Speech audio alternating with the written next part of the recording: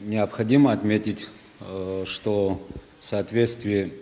с заключенными международными соглашениями между Республикой Абхазия и Российской Федерацией, это прежде всего межправительственное соглашение о безвизовых поездках, определен порядок с 2009 года документов, дающих основания для пересечения абхазо-российской государственной границы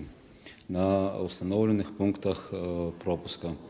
В соответствии с этим перечнем, приложенным к соглашению, для граждан Республики Абхазия это внутренний паспорт, общегражданский гражданина Республики Абхазия, заграничный паспорт гражданина Республики Абхазия, дипломатический паспорт, служебный паспорт, удостоверение паспорт моряка, так называемый, при соответствующей выписке судовой роли судна, свидетельство на возвращение в случае утраты документов на территории Российской Федерации для граждан Республики Абхазия. Значит, также существует для лиц, не достигших 14-летнего возраста,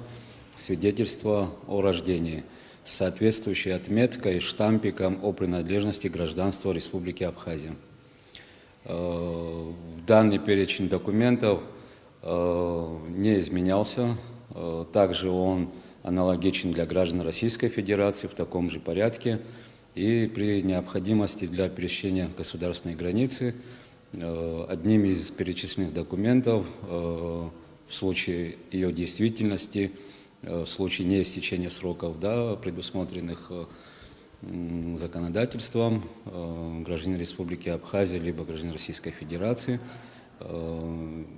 может беспрепятственно пересекать государственную границу Республики Абхазия. Имеющие место в социальных сетях разговоры о том, что при наличии двойного гражданства, гражданства Республики Абхазия и гражданства Российской Федерации, ограничений в предоставлении того или иного паспорта, определяющего гражданство для пересечения государственной границы, беспочвенны, не имеют под собой основания. Как я ранее сказал, порядок пересечения определяется межправительственным соглашением в соответствии с перечнем документов, которые я перечислил. Ограничения могут касаться граждан Республики Абхазия, граждан Российской Федерации в случае нахождения на территории Российской Федерации и совершившие преступления уголовного характера, правонарушения административного характера до истечения и решения в судебном порядке вопросов, связанных в том числе и с наложением штрафа. В таких случаях выезд за пределы Российской Федерации, либо выезд за пределы Республики Абхазия для тех, кто совершили такие преступления и в соответствии с законодательством выезд ограничивается.